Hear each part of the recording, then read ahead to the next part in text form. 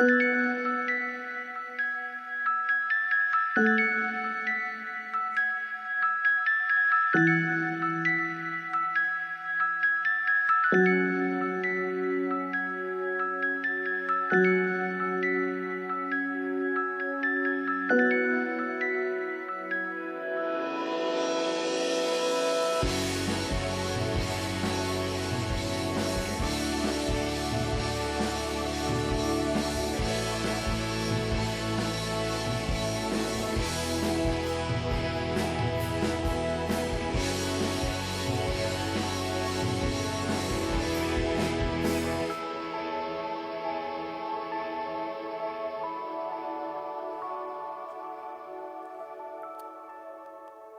bon matin tout le monde, bon matin. Hier soir, j'écoutais le hockey et la game était, la partie était, à un moment donné, c'était assez plate. J'ai changé de poste et mon fils de 11 ans m'a lancé l'insulte suprême à tout partisan du Canadien. Il m'a dit « T'es pas un vrai ». Maintenant, moi je pense que de venir à l'église quand il y a 60 cm de neige et qu'il fait moins 38, ça mérite de dire à la personne à côté de toi « T'es un vrai » ou « T'es une vraie ». Yes!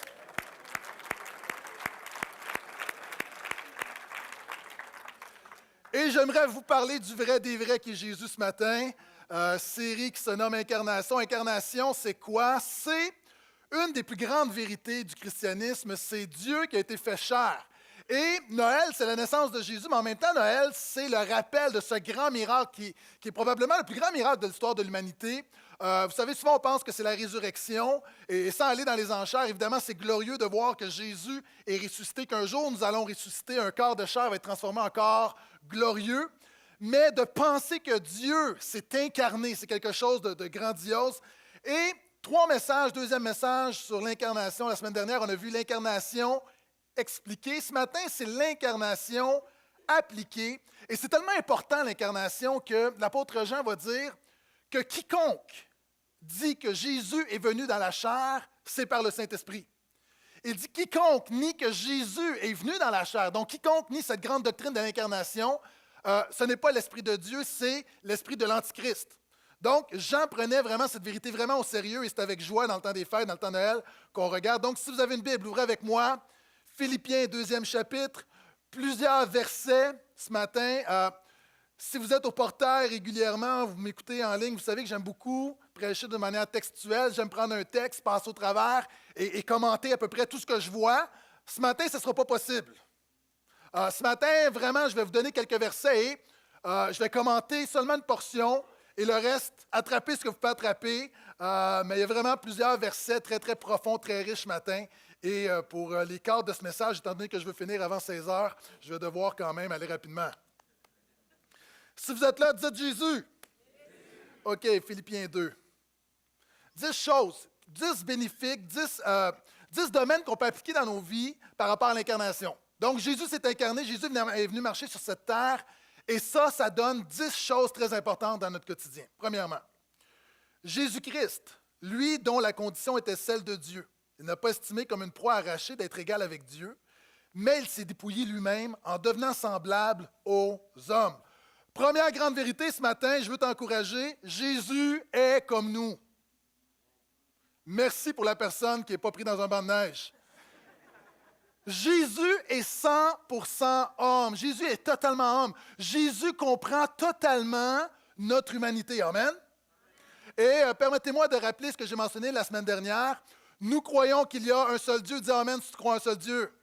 Mais nous croyons à la Trinité, c'est-à-dire un seul Dieu existant éternellement en 3 personnes qui sont chacun, Père, Fils et Esprit, pleinement et totalement divins, unis dans une unité relationnelle parfaite. À peu près ça. Nous croyons à la Trinité. Maintenant, des gens vont dire, oui, mais c'est un peu bizarre. Est-ce qu'on croit en 3 dieux? Non, il y a un seul Dieu. Et l'image de la Trinité, la meilleure image que j'ai trouvée, c'est celle que je vais trouver dans ma poche dans quelques instants, oui. C'est comme cette pièce de monnaie. C'est une pièce de monnaie, mais il y a 3 dimensions. Il y a la dimension pile, la dimension face et il y a le contour.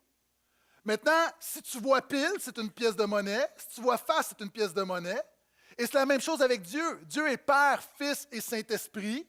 Peu importe le côté que tu regardes, c'est la même nature, ça a la même valeur. Quand tu vas au magasin, que tu le donnes sur le côté pile, que tu le donnes sur le côté face, ça a la même valeur. Dieu, Père, le Père est autant Dieu que Jésus est le Fils, mais en même temps, c'est les trois dimensions qui forment une pièce de monnaie, et c'est le Père, le Fils et le Saint-Esprit qui forment Dieu. Est-ce que vous êtes là? Maintenant, quand j'ai un côté, ce n'est pas un 50 ce n'est pas un 33 c'est totalement Dieu. Et la Trinité, c'est la deuxième personne. L'incarnation, c'est la deuxième personne de la Trinité qui est venue s'incarner. Maintenant, pour nous, ce qui est important, c'est quand je regarde à ma pièce, d'un côté, j'ai un canard, de l'autre côté, j'ai la reine, ça me dit dans quel royaume on appartient, et la Trinité me dit que Jésus est le roi des rois, j'appartiens au royaume de Dieu. Amen. Donc, Jésus s'est incarné. Et lorsqu'il s'est incarné, les gens ont quelquefois la difficulté à comprendre comment le Dieu omniscient qui sait tout, omnipotent qui peut tout, comment ce Dieu-là, omniprésent qui est partout, peut s'incarner dans un homme, peut devenir un homme. Maintenant, on a vu, et ici un mot très important dans Philippiens, ça nous parle de Jésus qui s'est dépouillé. Jésus s'est dépouillé de quoi? En fait, je l'ai mentionné la semaine dernière et je termine sur ma récapitulation du dernier message avec ceci. Jésus s'est dépouillé de l'exercice indépendant de la divinité. C'est pourquoi Jésus a dit, sans le Père, je ne peux rien faire. C'est pourquoi vous voyez Jésus agir, c'est toujours par le Saint-Esprit. Vous savez, c'est un peu comme quand je joue avec mes enfants, je joue avec mon fils aux échecs. Si je joue comme un adulte, je vais le clencher. Mais quand mon but, ce n'est pas de le clencher, mon but, c'est d'avoir un bon moment avec lui. Donc, au lieu de penser stratégiquement 3 coups d'avance, je joue un coup après un coup. C'est pareil, lorsque je joue avec des jeunes au hockey, je suis plus fort, je suis plus rapide, je suis meilleur. Le but, ce n'est pas que je gagne 10-0. Le but, c'est d'avoir un bon moment. Donc, je me dépouille de mes compétences, de mes qualités d'adulte pour me mettre au niveau des enfants. Est-ce que vous me suivez? Jésus s'est dépouillé, il a toujours resté Dieu, je reste toujours un homme, toujours un adulte, mais volontairement, je me mets au niveau des enfants. Vous savez, et souvent dans les jeux, vous savez, moi je suis très stratégique, puis les enfants veulent, je dis que je le fais, mais je ne le fais pas toujours. En fait, la vérité, c'est que je m'arrange pour gagner, mais que ça soit serré, mais que je gagne quand même. On a eu un jeu biblique à la maison, je ne sais pas pourquoi personne ne veut jouer avec moi. Donc, Jésus est comme nous, et Jésus a été tenté. Jésus a été tenté comme toi.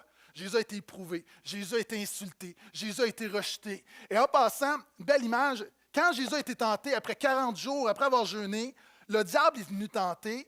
Le diable a voulu justement pousser Jésus à renoncer à ce dépouillement de son exercice indépendant de la divinité. Est-ce que vous êtes toujours avec moi? Quand le diable lui a dit « Transforme ces pierres en pain », est-ce qu'on est d'accord que Jésus peut transformer toutes les pierres du monde en pain? Est-ce qu'on est d'accord que ce n'est pas un problème pour Jésus? D'ailleurs, il a fait la multiplication des pains. Mais le diable voulait le forcer à le faire ne dépendant pas du Père et du Saint-Esprit, à le faire pour lui-même. Alors que lorsque Jésus faisait des miracles, c'était toujours dans le but de cibler, d'apporter l'attention sur le message de l'Évangile qui sauve et qui pardonne. Donc Jésus a refusé, c'était ça sa tentation. Quand le diable lui a dit « Soumets-toi devant moi », la tentation, c'est quoi? La tentation, c'est d'être glorifié, d'être adoré, mais de ne pas passer par la croix. Jésus a dit non. Quand le diable a dit « Monte sur le temple et jette-toi en bas », en fait, ce que le diable disait, c'est que force le Père à produire un miracle. Jésus n'est pas venu pour forcer le Père, il est soumis au Père. Il dit « Ma nourriture est de faire la volonté du Père ». Donc, cette tentation, c'était de le forcer. Et c'est pourquoi on peut dire que l'incarnation est une grande victoire et Jésus est comme nous. Quels sont ceux qui se réjouissent que Jésus soit comme nous? Dites Amen, s'il vous plaît. J'ai une deuxième grande vérité pour toi. Après avoir dit de tout mon cœur que Jésus est comme nous, j'aimerais déclarer que la bonne nouvelle, c'est que Jésus n'est pas comme nous. Tu dis, pasteur, tu es à l'école, oui, 2 grandes vérités.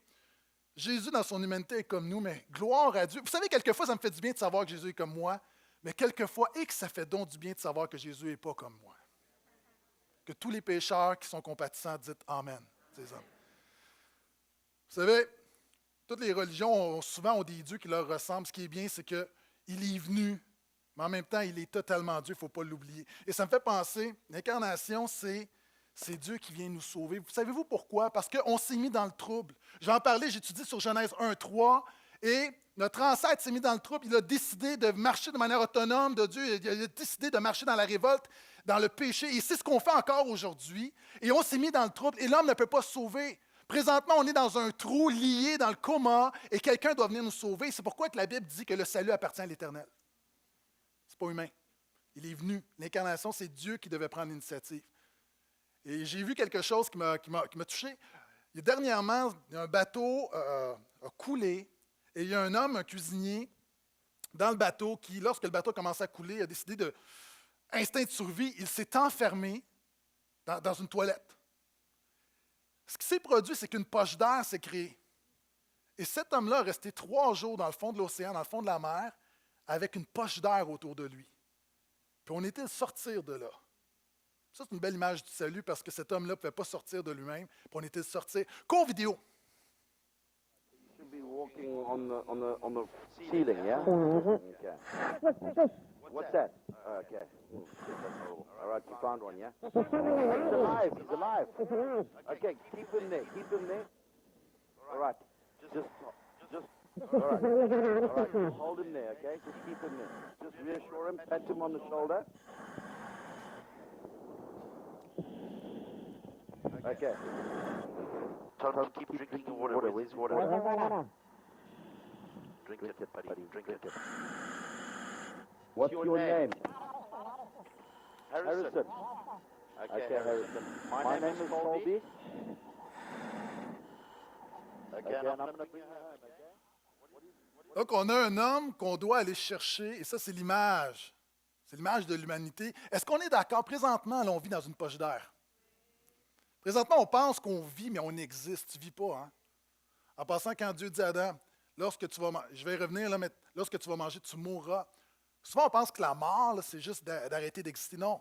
Il y a plein de gens, tu es devant moi, tu ne vis pas présentement, tu existes. Parce que la vie se trouve en Jésus. Et ici, on voit, encore une fois, l'incarnation nous rappelle que Jésus n'est pas comme nous. Et la différence, c'est que, vous savez, on est hérité d'une nature pécheresse. La Bible dit que chacun d'entre nous, de nature, on est. Tu as un bébé, un nouveau bébé. Il est tout mignon, il sent bon, mais il est plein de péchés. Il y a déjà un bug dans son humanité. Garde-le, OK, c'est correct. Mais il y a un bug, on est comme ça. Et la réalité, Dieu devait intervenir, devait court-circuiter l'ordre naturel des choses. Devait toucher notre nature. Vous savez, notre meilleur, le meilleur dans l'Évangile, là, qui est dans l'humain, là, c'est notre piqué soubane, c'est l'apôtre Paul. Est-ce qu'on est d'accord, l'apôtre Paul, c'est notre piqué soubane? C'est notre joueur vedette. OK, l'apôtre Paul, là, c'est une machine. OK, il a écrit la majorité du Nouveau Testament. C'est un homme qui est persécuté. À un moment donné, on va le lapider, il se relève, puis il continue à parler de Jésus. Tu ne peux pas l'arrêter.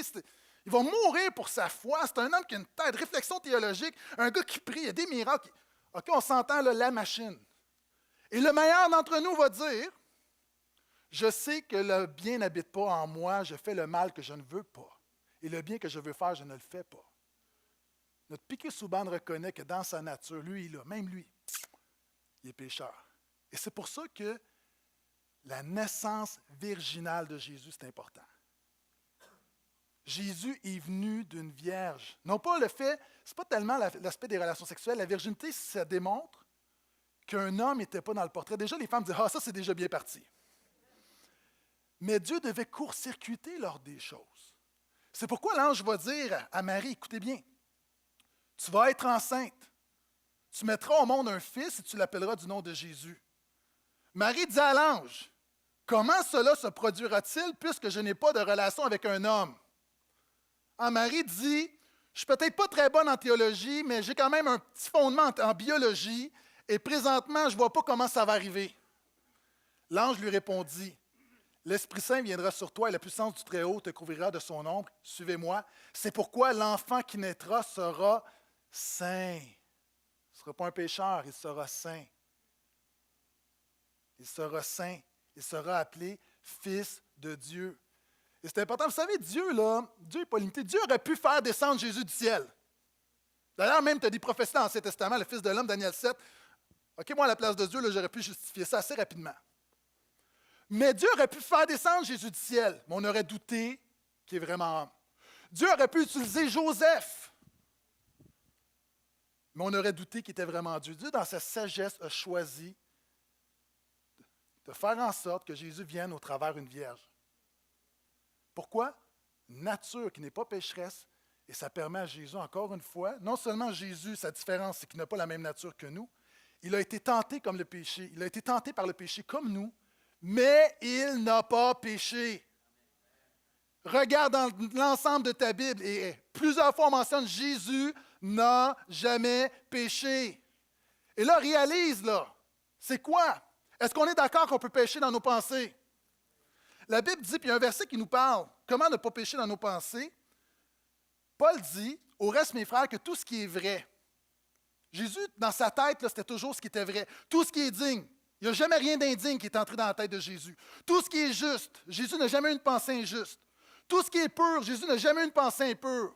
Que la personne ici qui n'a jamais eu une pensée impure, levez-vous et venez prêcher.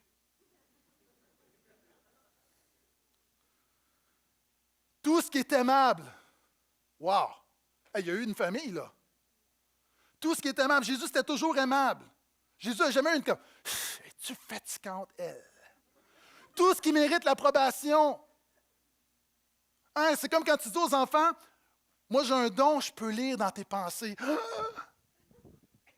La réalité, si on pouvait lire dans nos pensées, on aurait honte. Jésus, tu peux lire dans ses pensées. Si on pouvait lire dans ses pensées, aucun problème. Pourquoi? Tout ce qui était dans ses pensées méritait l'approbation.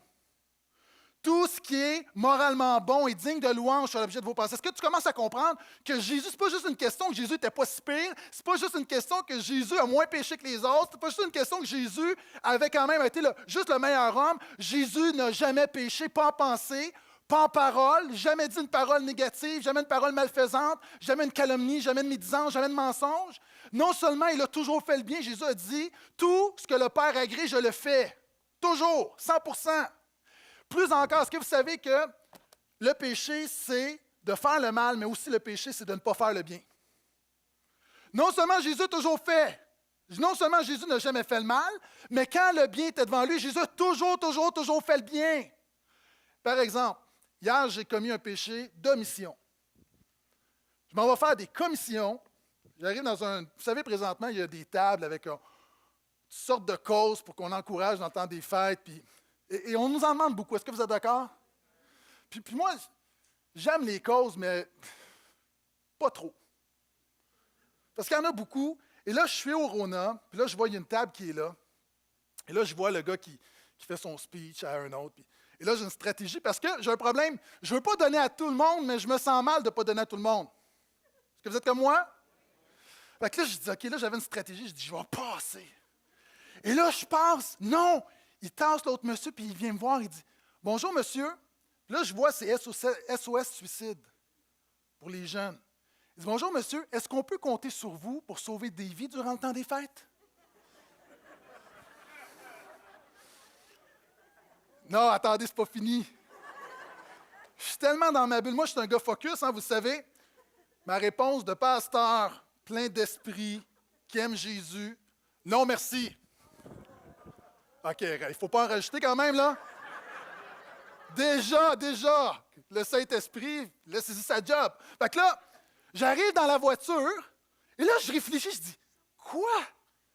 Est-ce que je viens de dire, on me pose la question, est-ce qu'on peut compter sur vous pour sauver des vies? Est-ce que je viens de répondre, non, merci? Et là, je m'en vais, j'habite à Terrebonne, puis le temps de monter la côte, retourner à la maison, c'est à peu près 10 minutes.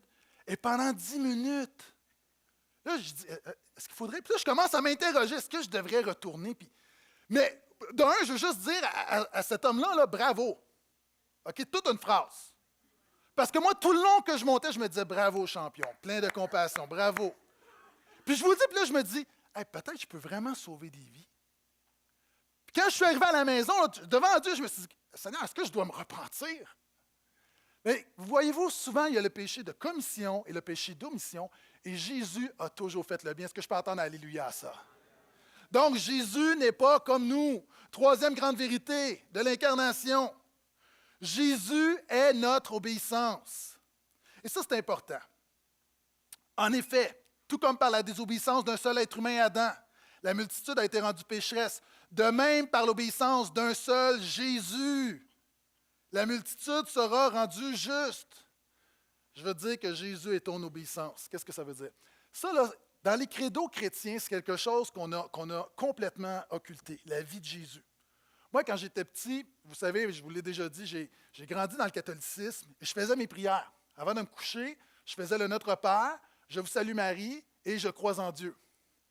Et la première portion du je crois en Dieu est bonne. C'est je crois en Dieu, je crois en Dieu le Père, créateur du ciel et de la terre, et en Jésus-Christ, son Fils unique, conçu par le Saint-Esprit, né de la Vierge Marie, qui a souffert sous Ponce Pilate. Voyez-vous ce qu'on fait là? Jésus, on parle de la naissance de Jésus, puis on voit immédiatement sa mort. Mais ce qui est important, c'est que la vie de Jésus est importante, parce que ce qui nous sauve, oui, Jésus, c'est le fait qu'il est mort à la croix, mais la valeur de sa mort à la croix, c'est qu'il a vécu parfaitement. Alors qu'Adam a désobéi, et ça rejaillit sur nous, puis on continue de désobéir, donc on est aussi coupable que lui. Jésus, lui, a parfaitement obéi. Et la bonne nouvelle là-dedans, c'est qu'alors souvent les gens vont dire, oh, mais c'est pas juste que le péché, on vive les conséquences du péché alors qu'il y en a un qui a péché, mais Dieu, dans sa grâce, encore une fois, il y en a un qui te sauve. Jésus, c'est le prototype 2.0. Même on l'appelle le deuxième Adam. Puis c'est notre représentant. La bonne nouvelle là-dedans, pour moi, là, la citation que je vais vous lire, je l'ai déjà dit, c'est la citation de l'année, la citation qui m'a fait le plus de bien cette année. Là, je sais que je viens de mettre la barre très haute. Mais ça, là, moi, des citations, là, je suis une machine à citations, je lis beaucoup. Mais celle-là, elle me parle. C'est Paul Tipp qui dit « Même si tu obéissais parfaitement chaque commandement pendant 1000 ans, tu ne serais pas plus accepté par Dieu que la première fois que tu as cru en Jésus. » Ça mérite un amen. Vous savez, quand tu donnes ta vie à Jésus, une des premières affaires que tu réalises, c'est que ton obéissance est imparfaite. C'est difficile d'obéir. Mais l'obéissance est importante. L'obéissance vaut mieux que les sacrifices. Même Jésus a appris l'obéissance parce qu'il a souffert. L'obéissance, c'est quelque chose de très, très, très difficile. Et moi, je réalise que souvent, mon obéissance, elle est déficiente. Mais ma joie et mon salut ne se trouvent pas dans mon obéissance à Dieu, elle se trouve dans la foi que j'ai dans le fait que Jésus a obéi parfaitement. Ça s'appelle la grâce. Que lui a répondu au standard. Et quand Jésus, Dieu me voit comme répondant au standard, est-ce que tu es avec moi? Ça, là, si tu comprends ça, le jour où tu vas comprendre ça, ça va briser la culpabilité dans ta vie. Et tu vas vouloir être obéissant. Pourquoi? Simplement par gratitude envers le Dieu qui te sauve et qui te pardonne et qui t'accepte en Jésus. Amen? Jésus, l'incarnation, il est notre obéissance. Il est également notre sacrifice. Hébreux 9 nous dit, et là on entre, il y a beaucoup d'images, vous savez, dans l'Ancienne Alliance, pour être réconcilié avec Dieu, on devait offrir un sacrifice, un animal qu'on offrait en sacrifice, le sang coulait, ça nous révélait combien le péché était sérieux contre Dieu. Puis il y avait toute une thématique, une théologie du sacrifice, et les auteurs du Nouveau Testament vont faire des liens avec ça. Donc voici ce que l'auteur de l'Épître aux Hébreux nous dit.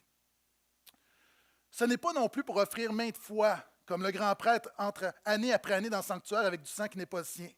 Sans quoi il aurait dû, on parle de Jésus, Jésus aurait dû souffrir maintes fois depuis le début de la fondation du monde. Donc il dit, voyez-vous, les prêtres avant, là, continuellement, ils offraient des sacrifices, non seulement pour le peuple, mais pour eux-mêmes. Et Jésus offre un sacrifice qui est supérieur. Mais maintenant, à la fin des temps, Jésus s'est manifesté une seule fois pour abolir le péché par son sacrifice. Alléluia! Pas pour l'atténuer, pas pour dealer avec, pour l'abolir. Et tout comme il est réservé aux humains de mourir une seule fois, après quoi vient le jugement, il continue. Qu'est-ce que ça veut dire que Jésus est notre sacrifice? Premièrement, tout le monde pêche. Est-ce qu'on est d'accord? Puis moi, je me bats beaucoup avec ça, des gens qui disent « je suis une bonne personne ». La réalité, avez-vous remarqué que vous écoutez toutes les téléréalités, tu ne parais jamais bien dans une téléréalité. Avez-vous remarqué que quand une caméra te suit 24 heures sur 24, tu ne parais jamais bien? Pourquoi? Parce que la réalité de la télé, c'est que tu es pécheur. Pourquoi est-ce que je ne suis pas un fan de télé-réalité? Parce que c'est de la haine, animosité, de la fornication, mensonge, trahison. Pourquoi? Pourquoi? Parce que c'est le péché. Puis voyez-vous, même une émission qui se fait avec des pasteurs, des preachers américains, où on en prend une couple, on en prend à peu près 7-8, puis on veut voir lequel qui va le plus monter, là. OK? Une aberration. Mais la réalité, prenez, c'est le cas de le dire, prenez une caméra qui me suit pendant 24 heures. Vous allez moins m'aimer. Pourquoi? Parce que moi, je ne m'aime pas toujours. La réalité, nous sommes tous pécheurs. Disons amen à ça. Savez-vous pourquoi? Disons amen au problème parce qu'on connaît la solution qui est Jésus. Et la conséquence du péché, c'est qu'on meurt. Dieu va dire à Adam, le jour où tu vas désobéir, tu vas mourir. Non pas que tu vas cesser d'exister, Adam va continuer pendant un temps, mais tu n'auras plus la vie de Dieu. Tu vas mourir spirituellement, puis ultimement, tu vas mourir physiquement. La réalité, les gens vont dire, oui, mais Dieu est difficile. J'aime beaucoup ce qu'Habakkuk va dire, l'œil de l'Éternel est trop peu pour voir le mal. Moi, ma femme, on écoute des films, et ma femme, elle peut passer le 3/4 du film avec sa main devant ses yeux. Pourquoi? Son œil est trop peu pour voir le mal. Il y a trop de choses. Puis la réalité, la Bible dit que t'es pécheur, nous sommes pécheurs. Puis c'est bien de se rappeler en tant que croyant. Il y a beaucoup de croyants ici ce matin. C'est bien de se rappeler que le salaire du péché, c'est la mort. Parce que sinon, il y a beaucoup de gens qui ont une vie chrétienne diminuée parce que tu ne comprends pas le fondement, tu ne comprends pas combien tu es perdu sans Jésus.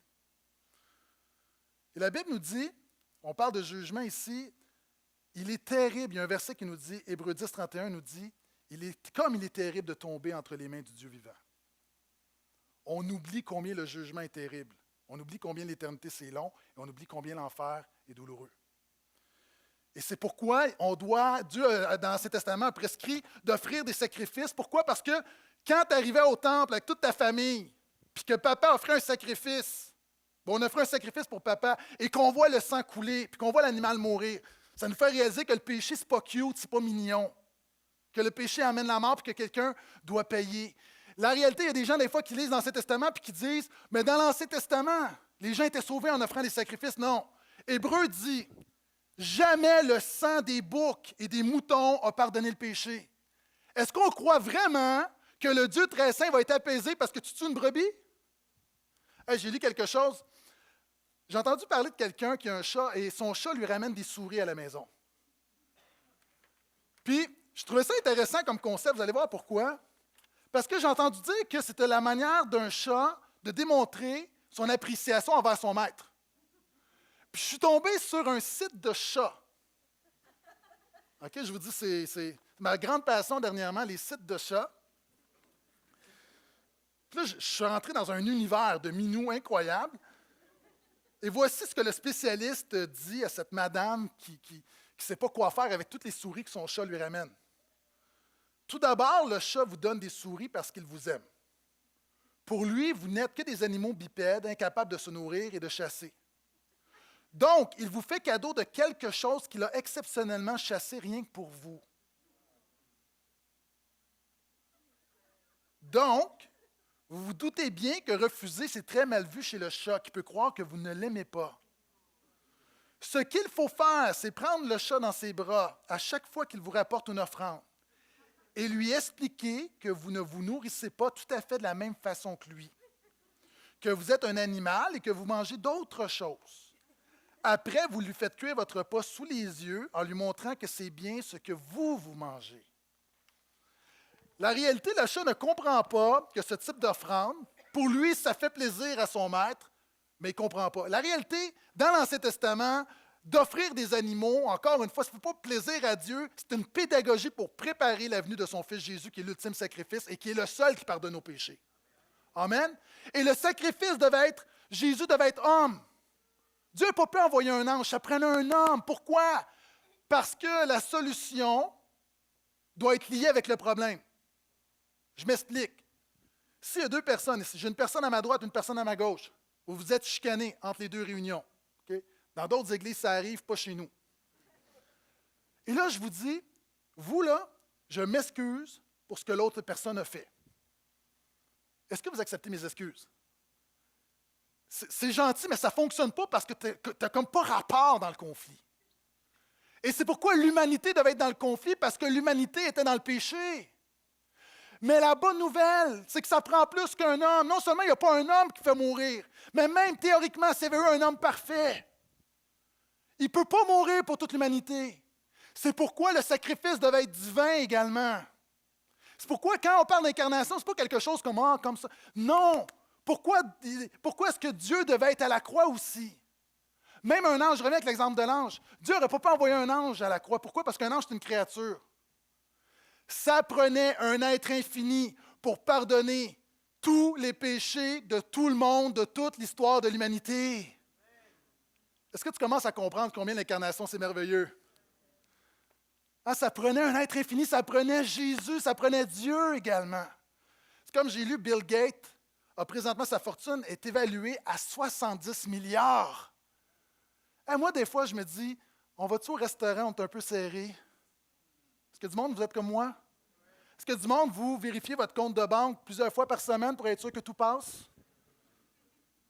Oui? OK. La réalité, non, mais c'est parce que vous êtes bon là-dedans, juste de me laisser aller. Dévoile-toi, puis je commence à vous connaître. Ah, puis là, on regarde, puis on se dit, oh, le temps des fêtes, puis il faut payer ça. Puis...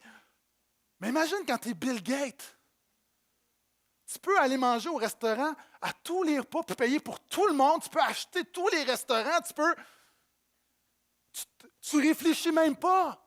Pourquoi? Parce que tu as un budget infini. Maintenant, je veux déclarer que Jésus est plus grand que Bill Gates et il a une grâce infinie. Il a un pardon infini. Toi, tu penses que tu vas venir au bout de la grâce et du pardon de Jésus, j'ai des nouvelles pour toi. Celui qui peut pardonner tout le monde sur cette terre et tous les péchés de tout le monde.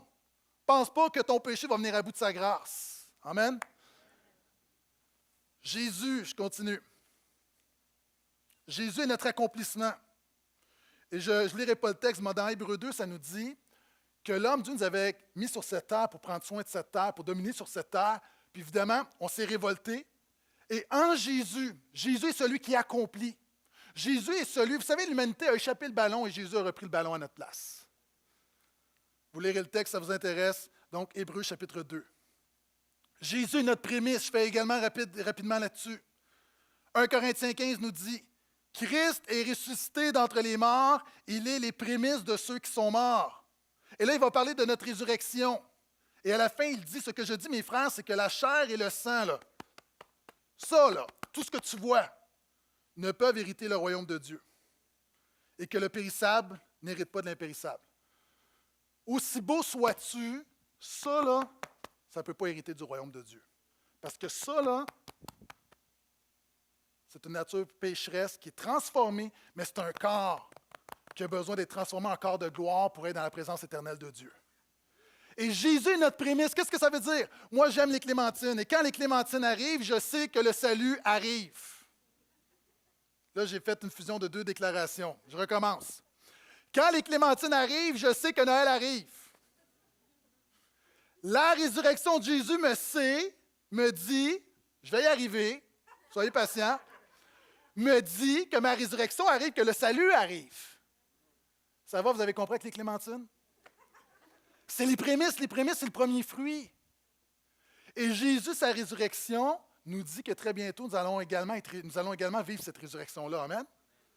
Et ce qui est intéressant en passant, à tout le monde ici qui est malade, à tout le monde qui avait des défauts, à tout le monde qui, quand vous regardez dans le miroir, vous n'aimez pas exactement tout ce que vous voyez. La bonne nouvelle, la Bible dit qu'on va être transformé dans un corps de gloire. Quelque chose de glorieux, quelque chose de parfait, quelque chose d'infaillible. Est-ce que vous êtes là? Il y a Jésus, lorsque Jésus est ressuscité, glorifié, la Bible dit que ses disciples ont vu les stigmates, ils ont vu les trous dans ses mains, ils ont vu les marques. C'est intéressant parce que la Bible nous dit, on sait que toutes nos imperfections vont être transformées. Mais Jésus a quelque chose de spécial. Puis je me posais la question, mais dans sa résurrection, alors que l'humanité qui a des blessures, on ne va pas traîner nos blessures dans l'éternité. Jésus, les stigmates sont là. Pourquoi? La Bible nous dit que Christ a réuni le céleste et le terrestre, ce qui est divin, ce qui est humain. Pourquoi Dieu a permis que les stigmates demeurent? Pour l'éternité, on va se rappeler le grand salut que Jésus nous a donné. Il y a quelque chose de puissant là-dedans. OK, je continue. 4 petits points en terminant, très pratiques. Jésus, septièmement, est notre exemple. Le Christ lui-même a souffert pour vous, vous laissant un exemple afin que vous suivez ses traces. Est-ce qu'on est d'accord que Jésus est le plus grand exemple? La Bible dit Dieu veut nous configurer, veut nous transformer à l'image de Jésus. D'ailleurs, j'ai mentionné la semaine dernière que Jésus, je vais vous le lire, Jésus est le suprême exemple de ce qui est possible de faire dans une vie humaine à cause de sa totale dépendance à l'Esprit de Dieu. Et quand je regarde à Jésus, je pense que un des plus grands exemples qu'on a de la vie de Jésus, c'est son humilité. On n'en parle pas beaucoup, mais son humilité. Hey, imaginez, là, Jésus, il y a du monde ici, là, pendant longtemps, tu t'es pris pour un autre. Tu sais, parce que tu as accompli un petit quelque chose comme. Hey, Jésus est Dieu. Est-ce qu'on s'entend que. Je parle en québécois, est-ce qu'on s'entend que c'est énorme, que c'est big? Jésus est Dieu. Puis lui, là, imaginez, là, il est là dans toute sa gloire. Communion parfaite avec le Père, le Fils et le Saint-Esprit. Les anges chantent ses louanges. Il est dans les cieux, c'est comme. Et là, tout à coup, clac! Se retrouve dans une crèche, dans une étable. Est-ce que vous savez, là, une étable, là, souvent on a une vision romantique à cause des films qu'on a vus. Là. La vraie affaire, une étable, là, ça pue, c'est sale, c'est pas confortable. C'est froid. Okay, il n'y a pas de thermostat dans une étable. Là. C'est sale. Une bergerie, allez dans une bergerie. Hein, puis Jésus dit que l'Église est une bergerie, vous allez comprendre beaucoup de choses. Je vous le dis, allez dans une bergerie, c'est pire. Et Jésus arrive. C'est un peu comme quand vous allez au spa. Vous êtes, imaginez, là, vous êtes, mettons, dans le bain tourbillon, qui est à, je ne sais pas à combien, on va dire à 25 degrés. Puis là, après, ta femme te dit, ah, viens, on va aller dans la piscine à 4 degrés. Tu sais, le chaud-froid, là. Quand tu passes du bain tourbillon au lac glacé, c'est un choc. OK?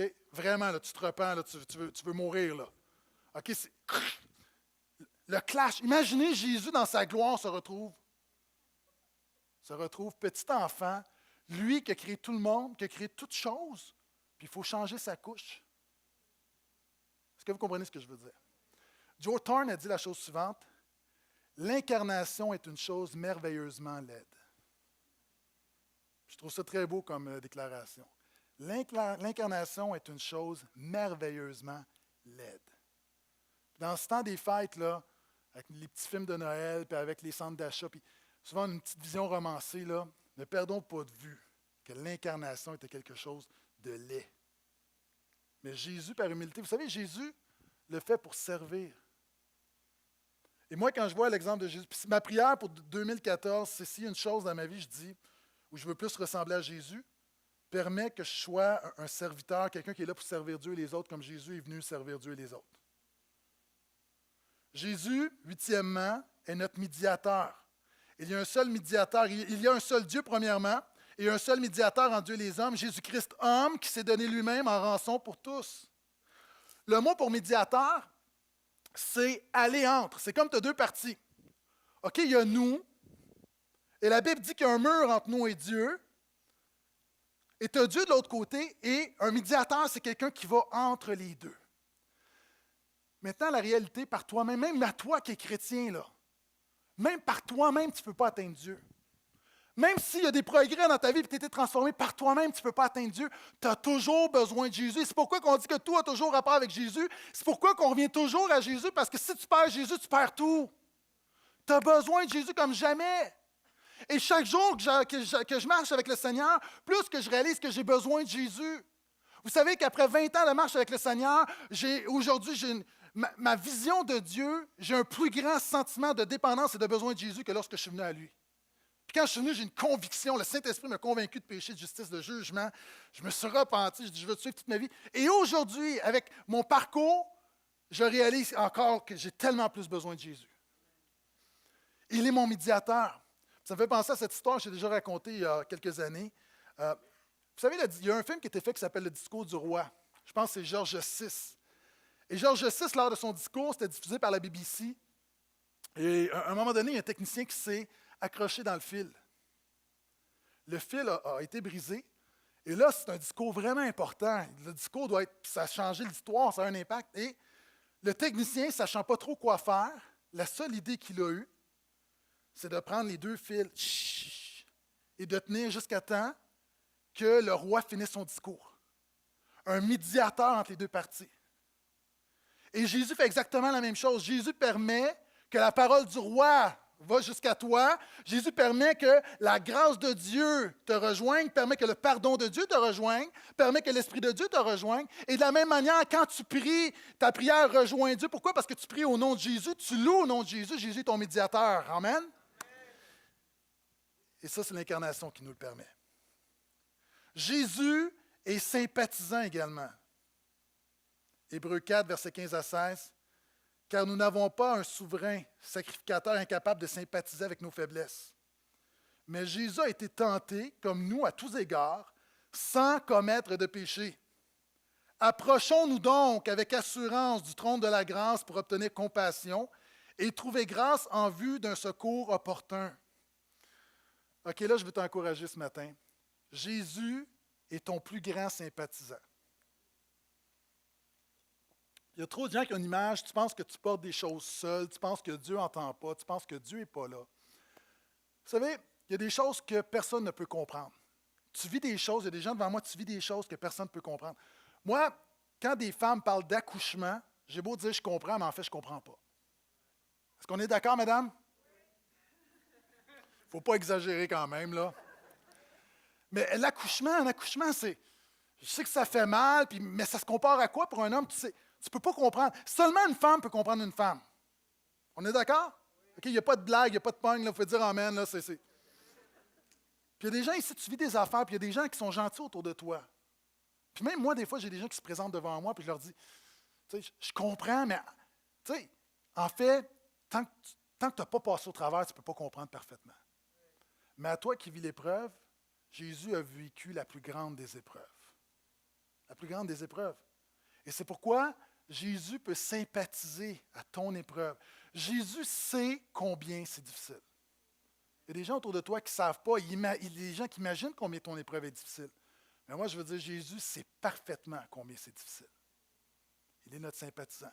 Et non seulement dans l'épreuve, à toi qui es tenté. Souvent, les gens pensent que Jésus ne sympathise pas avec toi parce que Jésus n'a jamais commis le péché. Je veux dire que Jésus a été tenté, il n'a pas commis le péché, mais Jésus est celui qui comprend le plus la puissance du péché. Petit exemple, si on prend une barre de 300 livres, puis chacun à tour de rôle, on essaye de la lever. Il y a des gens, la barre ne va pas décoller du sol. Il y a des gens, tu vas être capable de la lever. Mais un jour, il y a quelqu'un qui arrive, un homme qui la prend, puis il est capable de la lever. Lequel comprend mieux le poids de la barre? Celui qui était capable de la lever. Lui, c'est le seul qui comprend vraiment parfaitement combien c'est pesant. Jésus est le seul qui a résisté au péché, qui a levé la barre du péché. Et ce n'est pas vrai. Tu dis, oui, mais Jésus ne comprend pas mon péché. Jésus comprend très, très bien. Même s'il n'a pas commis le péché, avec toute la fureur, la tentation qui a été déversée sur lui, Jésus a levé la barre et Jésus sait très bien combien le péché est difficile. Justement parce que c'est le seul qui n'a pas péché, il est le seul qui peut parfaitement comprendre la puissance du péché. Est-ce que vous êtes avec moi? Puis à toi, c'est difficile, puis tu chutes, puis tu recommences, puis tu vas arrêter, puis tu ne sais pas. Puis je veux juste t'encourager en disant, Jésus sympathise. C'est pas que Jésus tolère ton péché, juste Jésus sympathise avec ta lutte, avec ta tentation. Pourquoi? Parce qu'il est comme nous, il a vécu cette tentation. Puis la bonne nouvelle, c'est que non seulement Jésus, ton médiateur, Jésus est ton sympathisant, il va plus loin, Jésus est ton intercesseur. Et c'est mon dernier point ce matin. Hébreux 7, versets 22 à 25.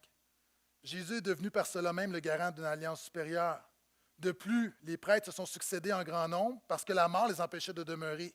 Mais lui, Jésus, parce qu'il demeure pour toujours, il possède un sacerdoce inaliénable. C'est pour cela aussi qu'il peut sauver parfaitement ceux qui s'approchent de lui, de Dieu par lui, puisqu'il est toujours vivant pour intercéder en leur faveur. À toi qui es éprouvé, à toi qui es tenté, l'encouragement ce matin, là, c'est une chose à retenir, c'est que Jésus prie pour toi. Et moi, ça me fait du bien. Des fois, il y a du monde, là, tu sais que c'est du monde qui se tiennent en prière, puis viennent me voir, puis dit, Pasteur Gaétan, je prie pour toi. Hey, Jésus prie pour toi. Peut-être que personne prie pour toi, mais Jésus prie pour toi. Et sais-tu quoi? Jésus, là, son intercession, ce n'est pas continuellement comme blablabla. Bla, bla, bla. Quelqu'un a dit la chose suivante. L'intercession de Jésus n'est pas juste une prière qu'il a priée, mais la vie qu'il a vécue. Hey, une petite règle de leadership. Tu veux savoir c'est qui le véritable leader autour d'une table? Regarde qui les gens regardent. Qui les gens regardent tout le temps. Tu vas voir où est le poids. La réalité, quand Jésus est à côté, à la droite de Dieu le Père, moi je veux dire que le poids est là. Non seulement les prières que Jésus fait, mais l'œuvre de Jésus parle encore. Imagine, Jésus est là, la croix, je l'ai mentionné, tout ça, son œuvre, sa vie parle encore. Et ce Dieu qui parle encore, il parle pour toi. Alors que le diable peut t'accuser, c'est Jésus qui a le gros bout du bâton et Jésus est pour toi. Si Dieu est pour nous, qui sera contre nous? Puis dans ton épreuve, je veux juste te dire que Jésus est là, puis Jésus dit, Père, porte-la, porte-le. Saint-Esprit entoure, préserve, donne une grâce, communique une grâce. Encourage-la ce matin. Toi qui luttes avec le péché, encore une fois, Jésus dit, Saint-Esprit, donne une révélation de ce que j'ai pour eux. Parce que vous savez, c'est un autre message, mais le péché, c'est choisir une autre joie que celle du Seigneur. Puis souvent, c'est plus une grande révélation de Jésus. Le problème, c'est que le péché, là, tu es tellement focusé sur le péché, tu as besoin d'avoir une révélation de Jésus.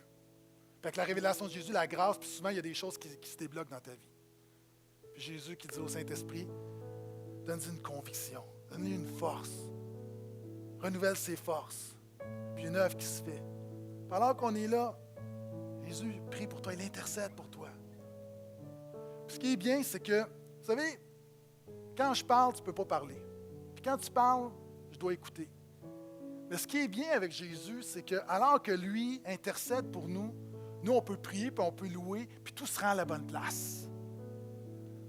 Puis ce matin, j'aimerais, pendant qu'on a la conviction, ton besoin, souvent on peut faire un appel, mais je te dis, alors que tu vas te lever, juste que tu réalises que Jésus est là, il intercède pour toi. Et nous, en retour, on va juste le louer, puis on va l'adorer. On va se terminer en chantant « Venez, adorons-le ». Et dans le temps des fêtes, vous savez, moi, j'ai plusieurs albums. Je termine avec ceci, j'ai plusieurs albums. Dernièrement, je réalisais avec mon album de Michael Bublé, mon album de Dinah Krall. C'est super bon. Mais je trouvais qu'il manquait des... Il semble qu'il manque des chants. Et là, on a tombé, on a acheté l'album d'Elvis. Je ne dis pas qu'Elvis est un chrétien, loin de là. Puis, tout à coup, tu te rends compte qu'il y a tout un répertoire qui, en l'espace d'une génération, un répertoire de Noël qui est disparu. C'est-à-dire, écoutez, les albums qui sortent présentement, là, vous allez trouver à peu près 0 cantique qui parle de Jésus. Il est ligne, le divin enfant, Ô venez, adorons-le, même Minuit chrétien, nommez-les. Il y a comme, pourquoi? Parce qu'on veut rester mainstream. On veut pas parler de Jésus, on ne veut pas offenser. Puis il y a des bons albums, c'est correct, c'est réjouissance, tout ça, mais quand tu veux vraiment le sens de Noël, tu as besoin de Jésus. Mon point est suivant. On vient à l'église, puis on chante un chant de Noël, puis on les entend partout, mais je veux juste vous faire réaliser que ce chant-là, vous ne risquez pas de l'entendre très souvent dans les centres d'achat. Puis mon point est, alors que tout le monde peut mettre la musique de Noël, puis peut-être qu'il parle de Jésus, est-ce qu'il peut y avoir un peuple ce matin qui se lève, puis qui ne fait pas juste chanter pour chanter, mais qui adore véritablement Jésus?